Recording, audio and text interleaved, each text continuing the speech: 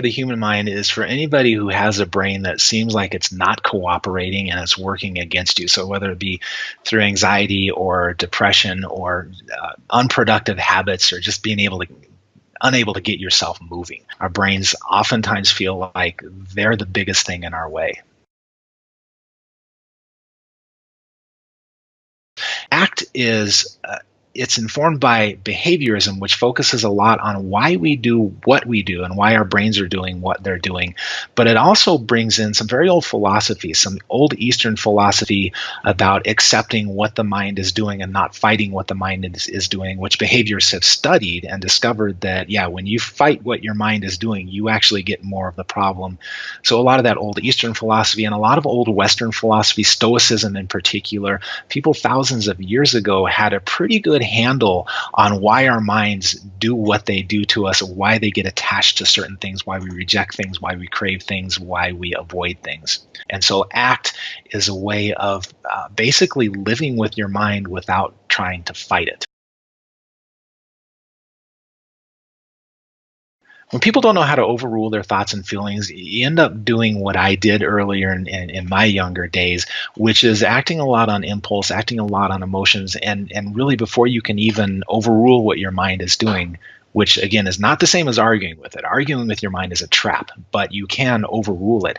And the first step in that is knowing, number one, what it's doing, and number two, what it's trying to accomplish. So for example, when you're trying to get on an airplane because you have someplace to go and your mind is not cooperating and is hitting you with these waves of anxiety, if you don't understand that it's trying to protect you, that it's responding to certain cues, that it's responding to your history, that it's responding to a lot of information and why it's doing that and what it's trying to accomplish, then that's when people get stuck in panic attacks or unproductive behaviors or just really spinning their wheels and not going forward.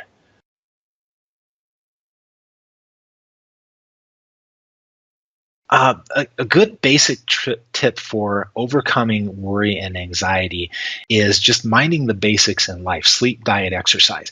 And that sounds like really trite advice, but I have people coming into my office all the time with sort of low-level baseline anxiety, and sometimes the anxiety is attached to certain things. But for folks who are just struggling with that low-level tension, anxiety, can't focus, you're distracted, more often than not, we can just eliminate the whole thing by eliminating caffeine, getting good food, getting exercise. Exercise is terrific. It's better than any medication, and there's tons of research on this. Better than any medication for a lot of conditions like low-level anxiety, low-level depression. And so if you can just mind those baselines, sleep, diet, exercise, that will take care of a lot of your problems. And it appears that the brain is kind of like a dog, and if you don't take it out and run it and exercise it, it starts chewing on the furniture.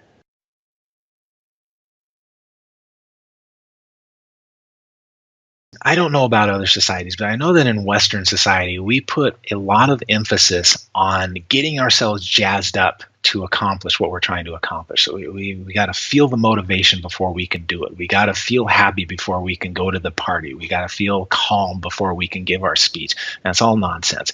You can spend your life waiting for your feelings to change, but really, the opposite formula works a lot better. That when you're anxious about getting up and giving that speech, you can sit there all day and wait for your feelings to change, and you can try to calm yourself down, or you can get up there, and there are obviously some people need some tools and some help to get past that, because sometimes the anxiety can be pretty debilitating. But the book has tools for getting past that. But really, waiting for your feelings to change is a recipe for not going anywhere. And what typically happens is that when we start to tell ourselves, it doesn't matter if I feel a little anxious, this is just stuff going on in my head, these are just neurons firing, this isn't even real, it's kind of an illusion. It doesn't matter if I don't feel like going to the party, it doesn't matter if I don't feel motivated to get going on my work today. If I can take one little step toward that, just touch the doorknob, just put my shoes on, get myself moving, that a lot of times what happens is that the brain, kind of like a little kid, catches up. Because little kids never want to do the next thing. They never want to go to bed, but then they never want to get up. They never want to eat dinner because they're doing something else, but then once they're eating dinner, they don't want to do the next thing. But once we get them moving in a direction, the emotions catch up and then they get into it. And That's really the way to approach your mind when it's not when it's debilitatingly standing in your way, but when it's just being kind of annoying and not cooperating. Um, Sometimes the answer is to treat it like a little kid and say, we're going to do this anyway.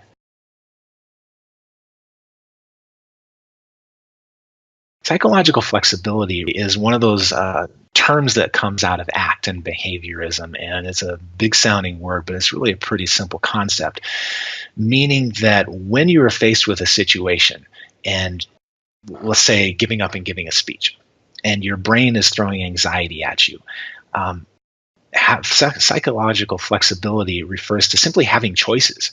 So before you do the work of figuring out what your brain is doing and why it's doing and what it's trying to do, it's very easy to just act on the instinct and the impulse and get sucked into the emotion and say, I can't do that. But psychological flexibility is that ability to say, oh, I see what my mind is doing here. I understand why it's doing it, what it's trying to protect me from. I can listen to it or I can not listen to it. That choice is psychological flexibility. There are two big pieces that I brought into this book. One was ACT in behaviorism.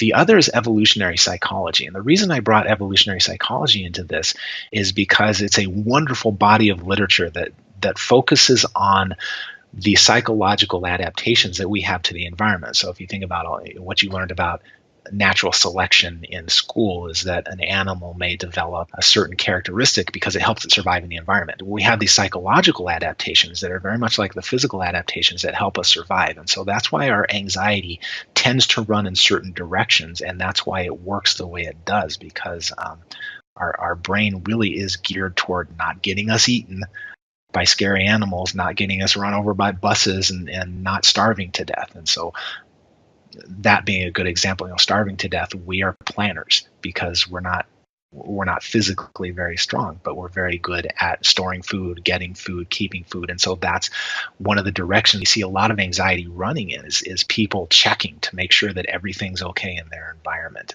But bringing that evolutionary piece is a great way of helping people be able to say, I understand why my mind is doing that, and say, I understand what my mind is doing. It's so much easier to step away from from it and have psychological flexibility.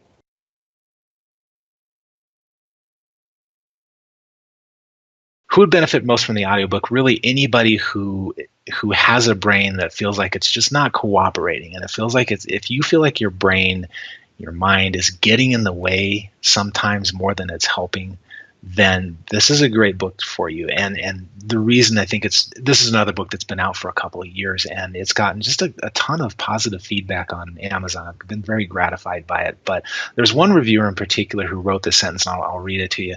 That little voice in your head is not your enemy, or your conscience talking. It's just a very stubborn and powerful guard dog trying to protect you. So that's from an Amazon reviewer, and I think it really sums up what this book is about, that your mind, it's looking out for you, but it gets in the way.